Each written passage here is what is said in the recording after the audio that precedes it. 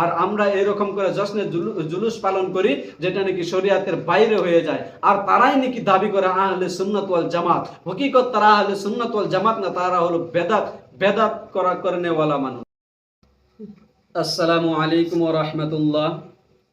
যাই হোক বন্ধুরা, আজকে আপনাদের সম্মুখে আমি হাজির হয়েছি যে আমাদের সমাজের মধ্যে বর্তমান এরকম লোক বসবাস করে যারা নাকি নিজেরা আহলে সুন্নাত ওয়াল জামাত বলে পরিচয় দেয়, আর যারা হকের পথে রয়েছে তাদেরকে ওয়াহাবি বলে ফতোয়া দেয় যে তাদের পিছনে নামাজ চলবে না, তাদের বাড়িতে খাওয়া চলবে না, এবং কি এরকম করেও ফতোয়া দেয় যে তাদের একটা হিন্দুদের বাড়িতে খাওয়া জায়েজ রয়েছে, কিন্তু একটা ওয়াহাবির বাড়িতে, যারা নাকি ফতোয়া দেয় ওয়াহাবি, যে ওয়াহাবির বাড়িতে খাওয়া জায়েজ নেই।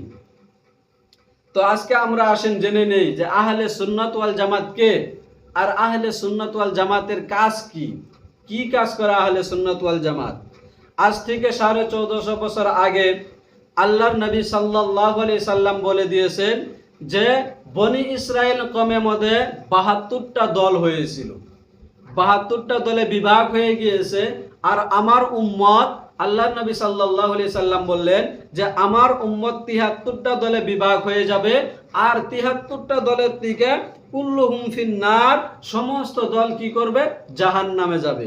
কিন্তু ইল্লা মিল্লাতান ওয়াহিদাতান, শুধু একটা দল জান্নাতে যাবে, একটা দল জাহান্নামে যাবে না, সেটা জান্নাতে যাবে।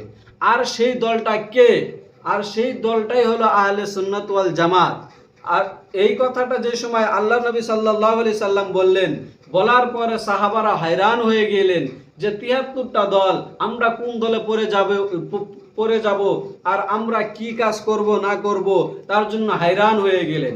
hayran হয়ে সাহাবারা জিজ্ঞাসা করলেন, ক্বালু মান হিয়া ইয়া রাসূলুল্লাহ সাল্লাল্লাহু আলাইহি সাল্লাম, ইয়া রাসূলুল্লাহ সাল্লাল্লাহু আলাইহি সাল্লাম, সেই দলটা কে, যে সেই দলটা কোনটা, যে দলটা নাকি জান্নাতে যাবে?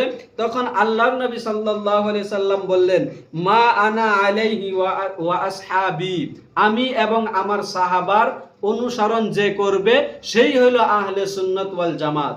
এবং কি আল্লাহর নবী সাল্লাল্লাহু আলাইহি সাল্লাম এটাও বললেন যে আমার সমস্ত সাহাবা হলো একটা একটা তারা, নক্ষত্র, আর তোমরা যেই সাহাবারই অনুসরণ করবে তোমরা হেদায়েত প্রার্থী হয়ে যাবে এবং কি তোমরা হেদায়েত পেয়ে যাবে। তো আহলে সুন্নাত ওয়াল জামাত হলো এরা, যে আমরা যেটা আজকে আহলে সুন্নাত ওয়াল জামাত পরিচয় দেয়, পরিচয় দিয়ে এরকম কাজ করে যেটা নাকি বিদআত হয়ে যায়। এবং কি হযরত আয়েশা সিদ্দিকা রাদিয়াল্লাহু তাআলা আনহার থেকে বর্ণিত রয়েছে যে আন্না রাসূলুল্লাহ সাল্লাল্লাহু আলাইহি সাল্লাম মান আহদাসা ফি আমরিনা হাযা মা লাইসা মিনহু ফাহুয়া রাদ্দুন, যে আমাদের মাঝখানে মা আহদাসা ফি আমরিনা হাযা মা লাইসা মিনহু ফাহুয়া রাদ্দুন, যে যেই ব্যক্তি নাকি দিনের মধ্যে কোনো নতুন জিনিস পয়দা করলো, কোনো নতুন জিনিস আনলো, তার সেই কাজটা রদ করা হবে, তার কাজটা কোনো কাবিলে কবুল নয় তার। আর সেটাকে বেদাত বলা হয়, যেটা নাকি দিনের মধ্যে নাই আর সেই দিনের রুকুনের মধ্যে একটা নতুন কাজ আনে, সেটাইকে বেদাত বলা হয়। যেই রকম এই সামনে 5 সেপ্টেম্বর 12 রবিউল আউয়াল আসতেছে, আমাদের হযরতরা কি করবেন, জশ্নে জুলুস বের করবেন, যেখানে ঝান্ডা হাতে নিয়ে ইয়া রাসূলুল্লাহ ইয়া রাসূলুল্লাহ বলে বলে চিল্লাবেন, এবং কি তারা কি করবেন, রাস্তা দিয়ে হেঁটে যাবে, কোনো মহিলা কোনো পুরুষ, কোথায় ছেলে কোথায় মেয়ে, সব একসঙ্গে কি করে জশ্নে জুলুস বের করে। মিলাদুন নবী অবশ্যই হক, কিন্তু আমরা এটা ভুলে গিয়েছি যে মিলাদুন নবী আমরা কি বুঝেছি আর তারা কি বুঝেছে। মিলাদুন নবী হলো হুজুর পাক সাল্লাল্লাহু আলাইহি সাল্লামের জন্মদিন। তো হুজুর পাক সাল্লাল্লাহু আলাইহি সাল্লামের জন্মদিন তো আমরা অবশ্যই বিশ্বাস করি, আর যেই ব্যক্তি নাকি হুজুর পাক সাল্লাল্লাহু আলাইহি সাল্লামের জন্মদিন বিশ্বাস করবে না, সে মুসলমান হতে পারে না।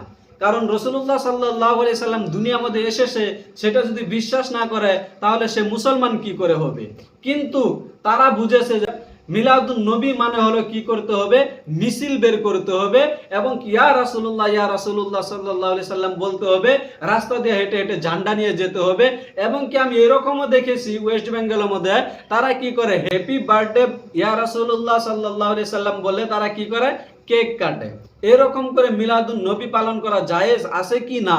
তো আহলে সুন্নাত ওয়াল জামাত যেটা যারা আমরা দাবি করি তারা দেখুক যে আহলে সুন্নাত ওয়াল জামাত যে সাহাবার অনুসরণ করতে হবে এবং কি রাসূলুল্লাহ সাল্লাল্লাহু আলাইহি সাল্লামের অনুসরণ করতে হবে।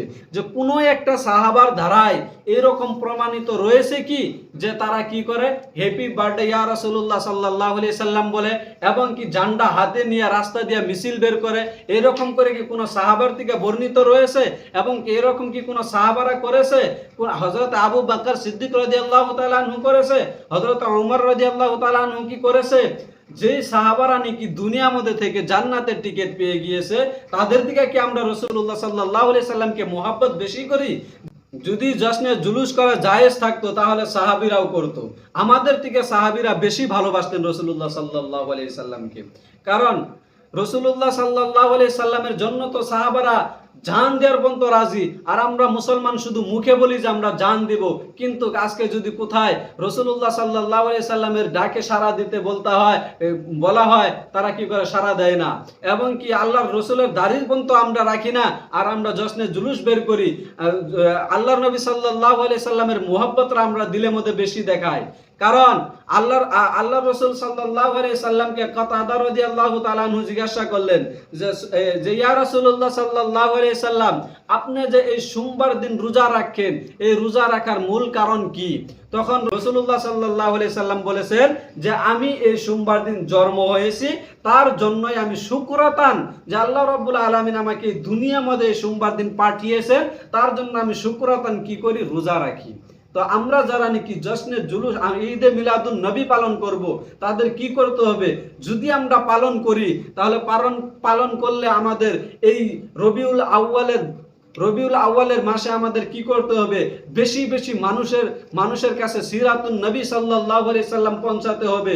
যে রাসূলুল্লাহ সাল্লাল্লাহু আলাইহি সাল্লাম আদর্শ কি ছিলেন, রাসূলুল্লাহ সাল্লাল্লাহু আলাইহি সাল্লাম মানুষের সঙ্গে কি রকম করে ব্যবহার করেছেন, রাসূলুল্লাহ সাল্লাল্লাহু আলাইহি সাল্লাম গরিবদেরকে কি রকম করে সহায় করেছেন, এই সব মানুষের কাছে বয়ান করতে হবে, মানুষদেরকে এই সব শোনাতে হবে। তাই তো হবে ঈদে মিলাদুন নবী।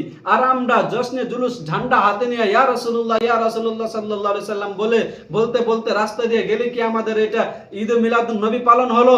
আর এই ঈদে মিলাদুন নবী তো হুজুর পাক সাল্লাল্লাহু আলাইহি সাল্লামের ইন্তেকালের 600 বছর পর মিশরের মধ্যে একটা ব্যক্তি শুরু করেছেন। তাও আমরা আমাদের হযরতরা যে রকম করে ঈদে মিলাদুন নবী পালন করে ওই রকম করে পালন করিনি। সেই ব্যক্তি কি করতেন? মসজিদের ভিতরের মধ্যে মুসলমান মানুষদেরকে ডেকে আনার পর রাসূলুল্লাহ সাল্লাল্লাহু আলাইহি সাল্লামের সিরতকে বয়ান করতেন। রাসূলুল্লাহ সাল্লাল্লাহু আলাইহি সাল্লাম কি করে মানুষদেরকে সহায় করতেন সেটা বয়ান করতেন। আল্লাহ সাল্লাল্লাহু আলাইহি সাল্লামের নামে কুরআনকে পড়তেন এবং কি সেই কুরআনের পড়ার সওয়াবকে রাসূলুল্লাহ সাল্লাল্লাহু আলাইহি সাল্লামের রওজা মুবারকে পৌঁছাতেন। আর আমরা এরকম করে জশ্নে জুলুস পালন করি যেটা নাকি শরীয়তের বাইরে হয়ে যায়। আর তারাই নাকি দাবি করে আহলে সুন্নাত ওয়াল জামাত। হকিকত তারা আহলে সুন্নাত ওয়াল জামাত না, তারা হলো বেদাত করা করনেওয়ালা মানুষ।